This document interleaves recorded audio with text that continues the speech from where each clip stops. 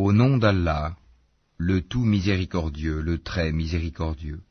Gloire et pureté à celui qui de nuit fit voyager son serviteur Mohammed de la mosquée Al-Haram à la mosquée Al-Aqsa, dont nous avons béni l'alentour, afin de lui faire voir certaines de nos merveilles. C'est lui vraiment qui est l'audient, le clairvoyant. Et nous avions donné à Moïse le livre dont nous avions fait un guide pour les enfants d'Israël. Ne prenez pas de protecteur en dehors de moi, ô vous, les descendants de ceux que nous avons transportés dans l'arche avec Noé. Celui-ci était vraiment un serviteur fort reconnaissant. Nous avions décrété pour les enfants d'Israël, et annoncé dans le livre, par 2 fois vous sèmerez la corruption sur terre, et vous allez transgresser d'une façon excessive. Lorsque vint l'accomplissement de la première de ces 2 prédictions, nous envoyâmes contre vous certains de nos serviteurs doués d'une force terrible, qui pénétrèrent à l'intérieur des demeures, et la prédiction fut accomplie. Ensuite, nous vous donnâmes la revanche sur eux, et nous vous renforçâmes en biens et en enfants, et nous vous fîmes un peuple plus nombreux. Si vous faites le bien, vous le faites à vous-même, et si vous faites le mal, vous le faites à vous aussi. Puis, quand vint la dernière prédiction, ce fut pour qu'ils affligent vos visages, et entrent dans la mosquée, comme ils y étaient entrés la première fois, et pour qu'ils détruisent complètement ceux dont ils se sont emparés. Il se peut que votre Seigneur vous fasse miséricorde, mais si vous récidivez, nous récidiverons, et nous avons assigné l'enfer comme camp de détention aux infidèles. Certes, ce Coran guide vers ce qu'il y a de plus droit, et il annonce aux croyants qui font de bonnes œuvres qu'ils auront une grande récompense, et à ceux qui ne croient pas en l'au-delà, que nous leur avons préparé un châtiment douloureux. L'homme appelle le mal comme il appelle le bien, car l'homme est très hâtif. Nous avons fait de la nuit et du jour 2 signes, et nous avons effacé le signe de la nuit, tandis que nous avons rendu visible le signe du jour, pour que vous recherchiez des grâces de votre Seigneur, et que vous sachiez le nombre des années et le calcul du temps. Et nous avons expliqué toutes choses d'une manière détaillée. Et au cou de chaque homme, nous avons attaché son œuvre, et au jour de la résurrection, nous lui sortirons un écrit qu'il trouvera déroulé. Lis ton écrit, aujourd'hui, tu te suffis d'être ton propre comptable. Quiconque prend le droit chemin ne le prend que pour lui-même, et quiconque s'égare ne s'égare qu'à son propre détriment, et nul ne portera le fardeau d'autrui. Et nous n'avons jamais puni un peuple avant de lui avoir envoyé un messager. Et quand nous voulons détruire une cité, nous ordonnons à ces gens opulents d'obéir à nos prescriptions, mais au contraire ils se livrent à la perversité. Alors, la parole prononcée contre elle se réalise, et nous la détruisons entièrement. Que de générations avons-nous exterminées après Noé, et ton Seigneur suffit qu'il soit parfaitement connaisseur et clairvoyant sur les péchés de ses serviteurs. Quiconque désire la vie immédiate, nous nous hâtons de donner ce que nous voulons, à qui nous voulons, puis nous lui assignons l'enfer, où il brûlera méprisé et repoussé. Et ceux qui recherchent l'au-delà et fournissent les efforts qui y mènent, tout en étant croyants, alors l'effort de ceux-là sera reconnu. Nous accordons abondamment à tous, ceux-ci comme ceux-là, des dons de ton Seigneur, et les dons de ton Seigneur ne sont refusés à personne. Regarde comment nous favorisons certains sur d'autres, et dans l'au-delà il y a des rangs plus élevés et plus privilégiés. N'assigne point à Allah d'autres divinités, sinon tu te trouveras méprisé et abandonné. Et ton Seigneur a décrété, n'adorez que lui, et marquez de la bonté envers les pères et les mères. Si l'un d'eux ou tous deux doivent atteindre la vieillesse auprès de toi, alors ne leur dis point fi, et ne les brusque pas, mais adresse-leur des paroles respectueuses. Et par miséricorde, abaisse pour eux l'aile de l'humilité, et dis, ô mon Seigneur, fais-leur à tous deux miséricorde comme ils m'ont élevé tout petit. Votre Seigneur connaît mieux ce qu'il y a dans vos âmes. Si vous êtes bons, il est certes pardonneur pour ceux qui lui reviennent se repentant, et donne aux proches parents ce qui lui est dû, ainsi qu'aux pauvres et aux voyageurs en détresse, et ne gaspille pas indûment. car les gaspilleurs sont les frères des diables, et le diable est très ingrat envers son Seigneur. Si tu t'écartes d'eux à la recherche d'une miséricorde de ton Seigneur, que tu espères, adresse-leur une parole bienveillante. Ne porte pas ta main enchaînée à ton cou par avarice, et ne l'étends pas non plus trop largement, sinon tu te trouveras blâmé et chagriné. En vérité, ton Seigneur étend ses dons largement à qui il veut ou les accorde avec parcimonie. Il est sur ses serviteurs parfaitement connaisseur et clairvoyant. Et ne tuez pas vos enfants par crainte de pauvreté. C'est nous qui attribuons leur subsistance tout comme à vous. Les tuer, c'est vraiment un énorme péché. Et n'approchez point la fornication. En vérité, c'est une turpitude, et quel mauvais chemin. Et sauf en droit, ne tuez point la vie qu'Allah a rendue sacrée. Quiconque est tué injustement alors que nous avons donné pouvoir à son proche parent, que celui-ci ne commette pas d'excès dans le meurtre, car il est déjà assisté par la loi. Et n'approchez les biens de l'orphelin que de la façon la meilleure, jusqu'à ce qu'il atteigne sa majorité, et remplissez l'engagement, car on sera interrogé au sujet des engagements. Et donnez la pleine mesure quand vous mesurez, et pesez avec une balance exacte, c'est mieux pour vous, et le résultat en sera meilleur. Et ne poursuis pas ceux dont tu n'as aucune connaissance, l'ouïe, la vue et le cœur. Sur tout cela, en vérité, on sera interrogé. Et ne foule pas la terre avec orgueil. Tu ne sauras jamais fendre la terre, et tu ne pourras jamais atteindre la hauteur des montagnes. Ce qui est mauvais en tout cela est détesté de ton Seigneur. Tout cela fait partie de ce que ton Seigneur t'a révélé de la sagesse. N'assigne donc pas à Allah d'autres divinités, sinon tu seras jeté dans l'enfer, blâmé et repoussé. Votre Seigneur aurait-il réservé exclusivement pour vous des fils, et lui aurait-il pris pour lui des filles parmi les anges? Vous prononcez là une parole monstrueuse. Très certainement nous avons exposé tout ceci dans ce Coran afin que les gens réfléchissent, mais cela ne fait qu'augmenter leur répulsion. Dis, s'il y avait des divinités avec lui, comme ils le disent, elles auraient alors cherché un chemin pour atteindre le détenteur du trône. Pureté à lui, il est plus haut et infiniment au-dessus de ce qu'ils disent. Les 7 cieux et la terre, et ceux qui s'y trouvent, célèbrent sa gloire. Et il n'existe rien qui ne célèbre sa gloire et ses louanges. Mais vous ne comprenez pas leur façon de le glorifier. Certes, c'est lui qui est indulgent et pardonneur.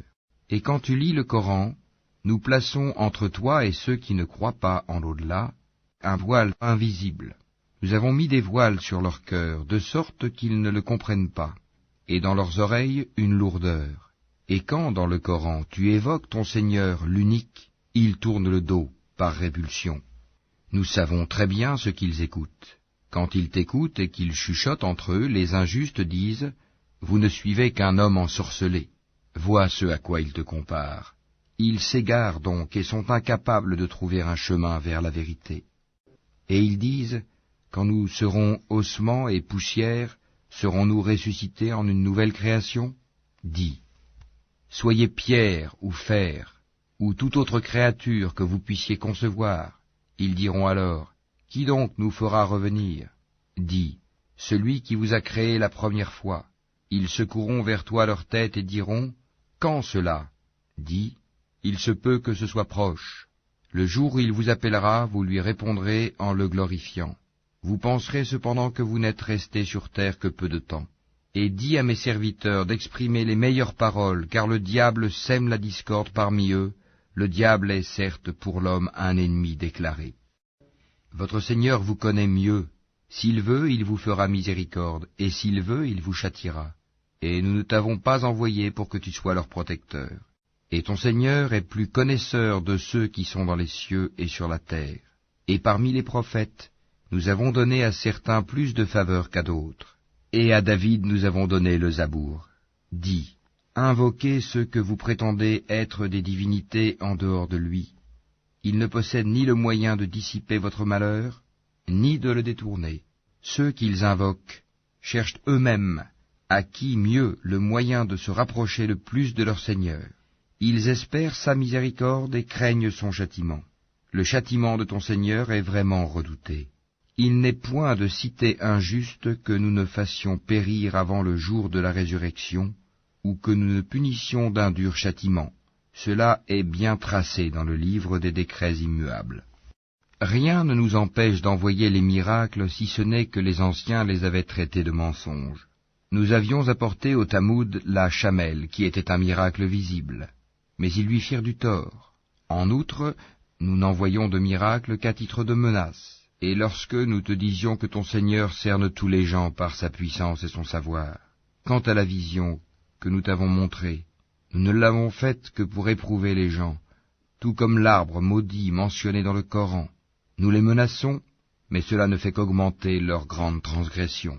Et lorsque nous avons dit aux anges, prosternez-vous devant Adam, ils se prosternèrent, à l'exception d'Iblis, qui dit, me prosternerai-je devant quelqu'un que tu as créé d'argile?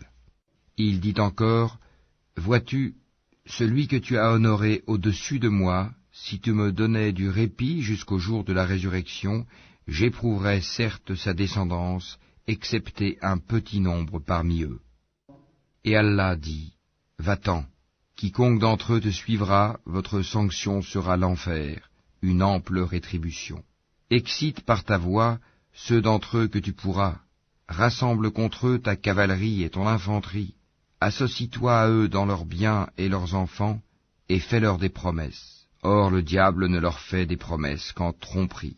وَكَفَى بِرَبِّكَ وَكِيلًا. Quant à mes serviteurs, tu n'as aucun pouvoir sur eux, et ton Seigneur suffit pour les protéger.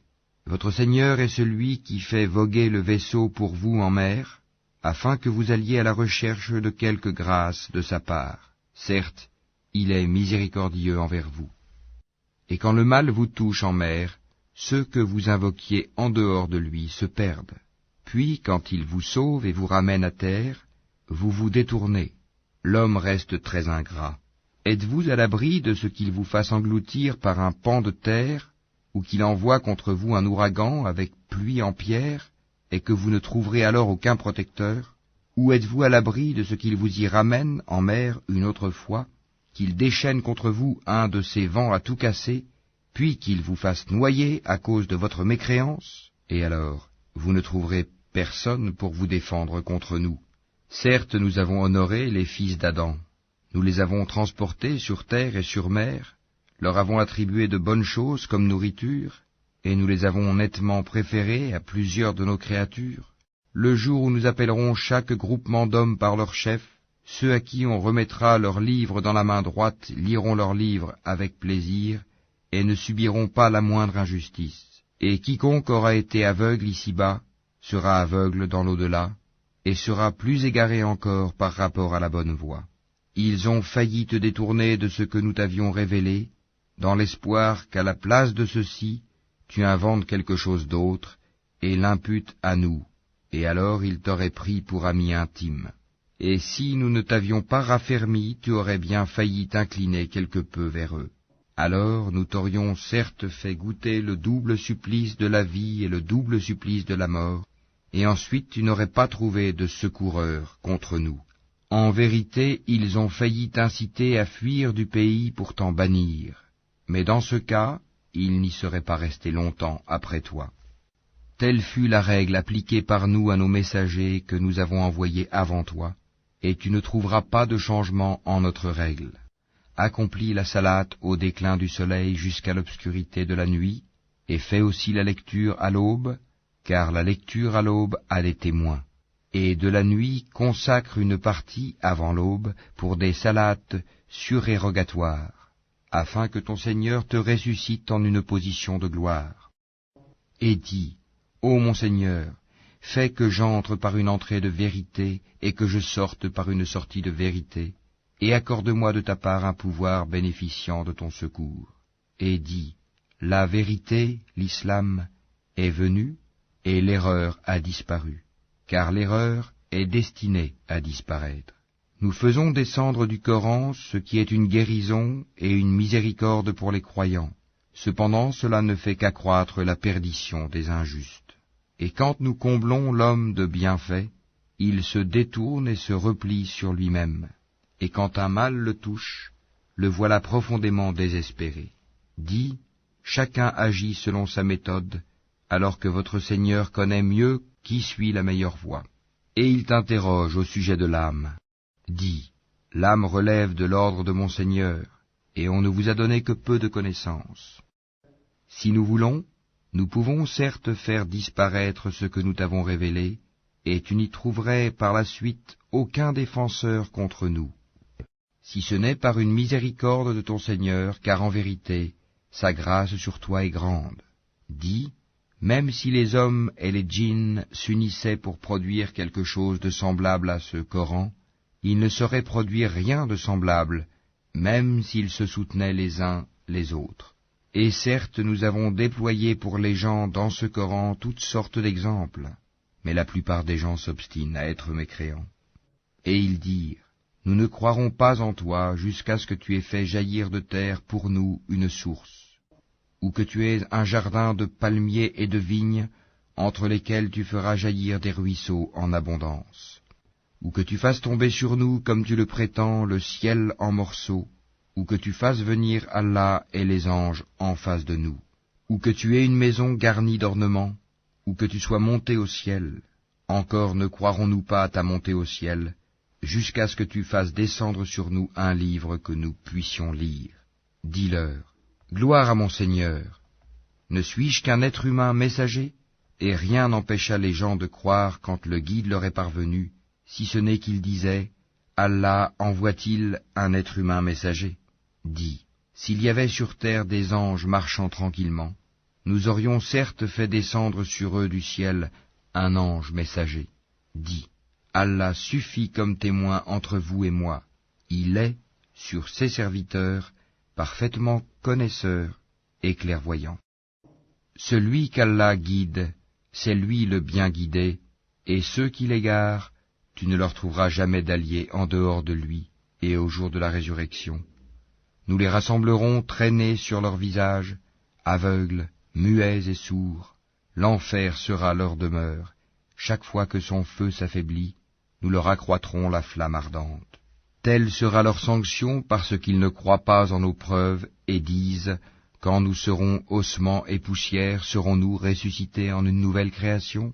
N'ont-ils pas vu qu'Allah, qui a créé les cieux et la terre, est capable de créer leur pareil? Il leur a fixé un terme, sur lequel il n'y a aucun doute, mais les injustes s'obstinent dans leur mécréance.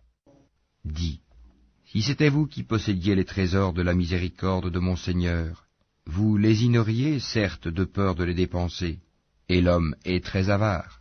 Et certes, nous donnâmes à Moïse 9 miracles évidents.